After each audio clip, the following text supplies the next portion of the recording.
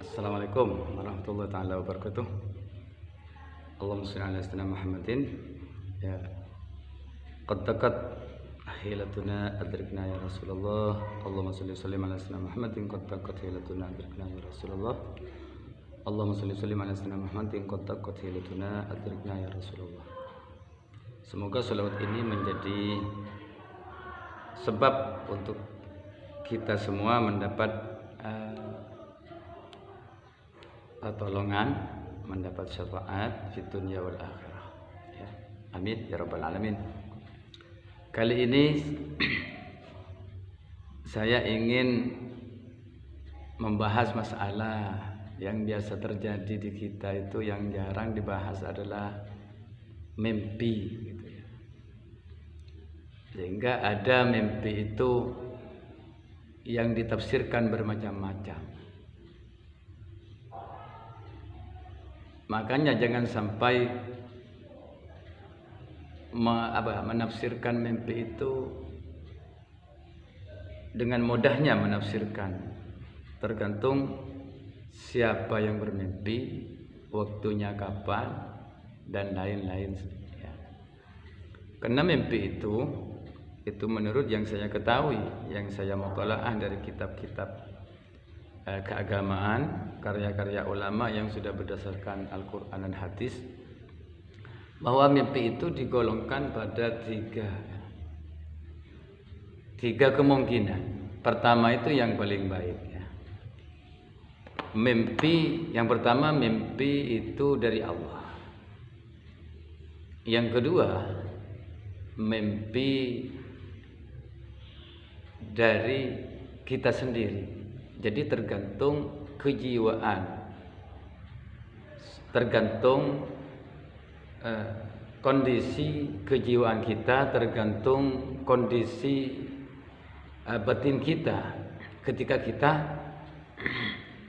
bermimpi seperti itu. Jadi kalau kita banyak menghayalkan sesuatu, maka biasanya itu datang dalam mimpi seperti itu. Atau selalu ingat seseorang, biasanya itu kan akan memimpikan seseorang itu. Yang ketiga adalah mimpi itu dari setan. Nah, makanya ada mimpi dari Allah, mimpi dari kita sendiri, ada mimpi dari setan. Yang pertama itu bisa langsung dari Allah atau melalui malaikat-malaikatnya seperti itu.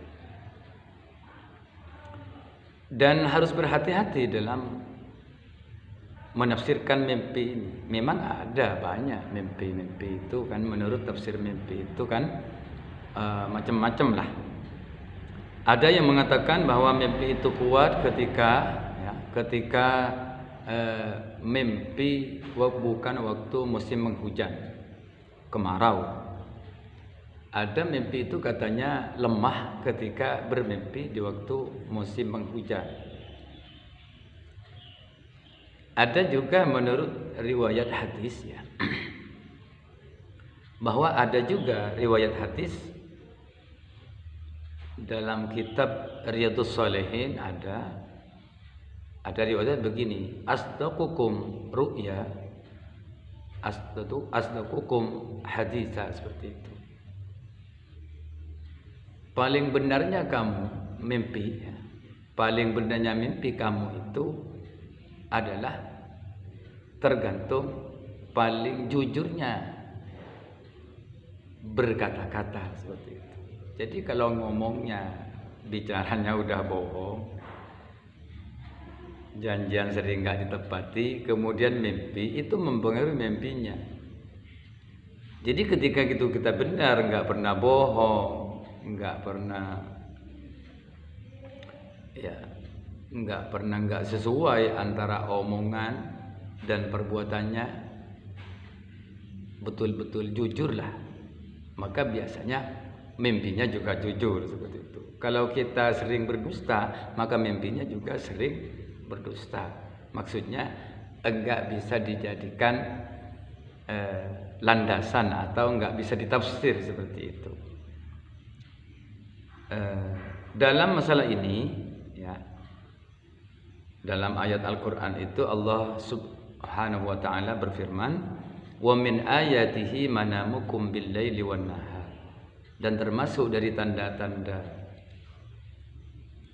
kebesaran Allah adalah kita itu diberi kebiasaan tidur bil-lail di waktu malam dan di waktu siang. Biasanya waktu siang itu disebut dengan qailulah. Qailulah itu tidur sebentar sebelum melaksanakan sholat zuhur agar supaya kita tidak ngantuk. Tapi yang biasa, yang umum manusia itu adalah tidur malam. Tidur siang itu sunnah, tapi hanya sebentar.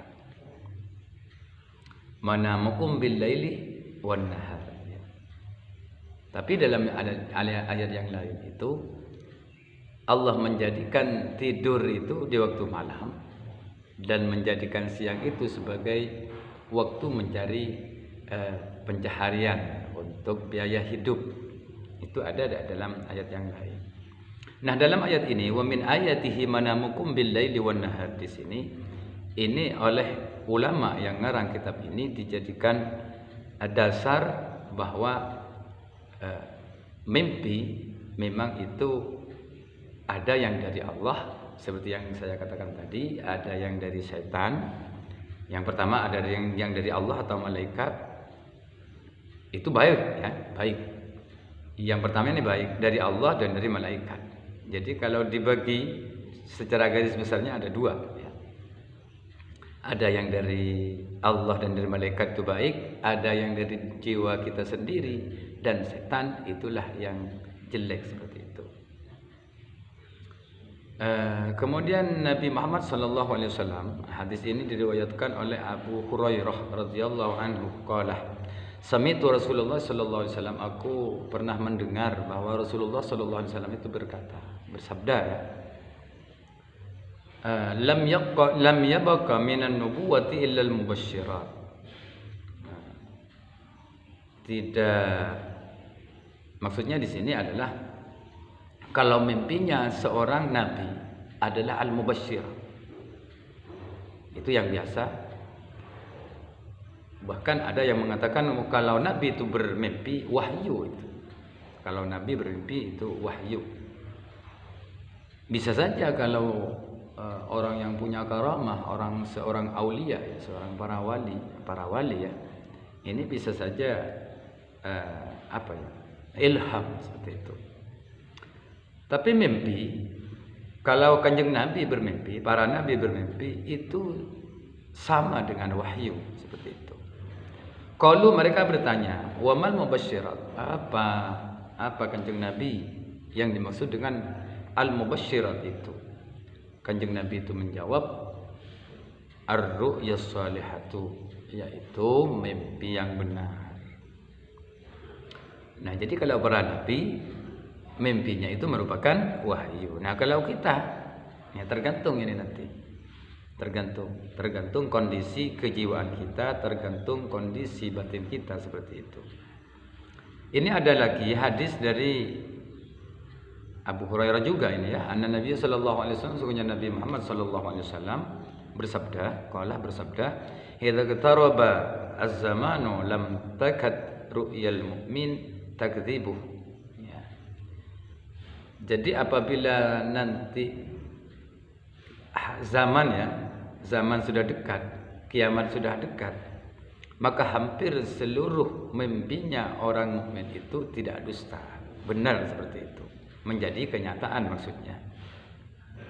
Wa ru'yal mu'min juz'un min sittatin wa arba'ina juz'an. Sesungguhnya mimpinya orang mukmin itu adalah merupakan 46 bagian dari kenabian. Maksudnya begini. Jadi apabila kiamat sudah dekat, maka mimpi kita itu sering menjadi kenyataan seperti itu. Hadis ini diriwayatkan oleh Imam Bukhari dan Muslim. Jadi saya katakan tadi bahwa mimpi itu tergantung kondisi kita. Ini akan disebutkan lagi nih ya. Wa fi riwayatin, dan di dalam suatu riwayat, asdaqukum ru'ya asdaqukum hadisa. paling benarnya mimpi itu adalah tergantung ya kejujuran kita. Semakin jujur kita, maka semakin jujur pula mimpinya. Maksudnya menjadi kenyataan. Nah, mengenai mimpi Kanjeng Nabi, ini juga ada di sini. Wa anhu, dan dari Abu Hurairah qala, bersabda, berkata Abu Hurairah, qala Rasulullah sallallahu alaihi wasallam, bersabda Rasulullah sallallahu alaihi wasallam, man ra'ani fil manam, barang siapa yang melihat aku, kata Kanjeng Nabi ya. Sabda Nabi Muhammad sallallahu alaihi wasallam, fil manam, di waktu tidur, fasayarani fil yaqdah, maka akan dia melihat aku fil yaqdah, dalam keadaan jaga, seperti itu. Au ka'annama ra'ani fil yaqdah, atau seakan-akan melihat aku di waktu ya jaga. Jadi melihat Nabi dalam mimpi enggak ada bedanya dengan melihat Nabi ketika dalam keadaan jaga, seperti itu. Walaupun kita mimpi Nabi, setelah bangun enggak ada Nabi, ya walaupun memang ada di depan kita itu, ya seperti itulah Nabi. Ya, seperti itu. Jadi apa yang kita lihat dalam mimpi, walaupun di alam nyata, ya seperti itulah. Mengapa demikian? Ya. La yatamatsalu syaitanu bi.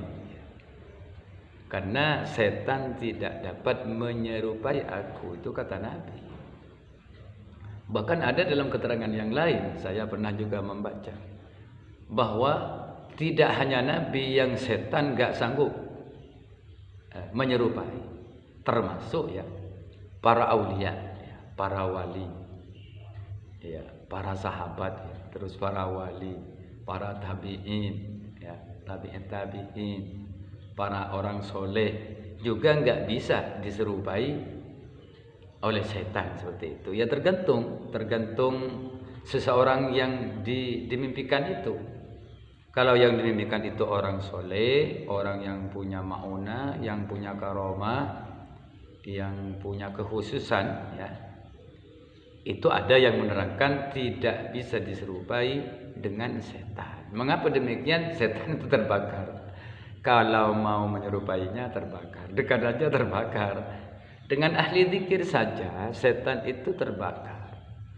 Atau ya punya haddam jin. Misalnya ada seseorang punya haddam jin, kemudian mendekat kepada seseorang yang sudah hatinya bersih, itu akan nggak enak, ya, rasanya nggak enak, gelisah, panas, mau muntah-muntah, ya, dan lain sebagainya. Pernah saya diceritai oleh teman sudah lama ada di Tasikmalaya, seperti itu.